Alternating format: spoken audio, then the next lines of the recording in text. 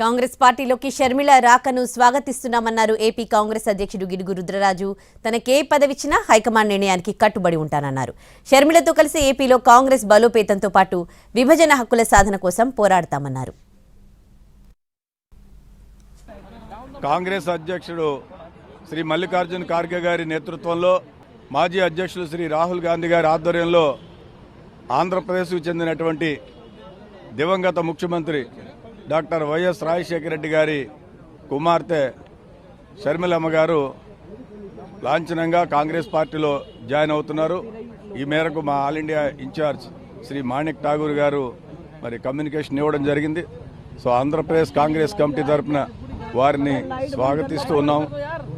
సరే, కాంగ్రెస్ పార్టీ వారి నేతృత్వంలో పార్టీలో ఉన్నటువంటి సీనియర్ నాయకులు, మా వర్కింగ్ కమిటీ సభ్యులు వారందరి యొక్క ఆధ్వర్యంలో మరింత బలోపేతమయ్యేటువంటి అవకాశం ఉంది. పార్టీ హైకమాండ్ ఏది నిర్ణయిస్తే దానికి నేను కట్టుబడి ఉంటాను.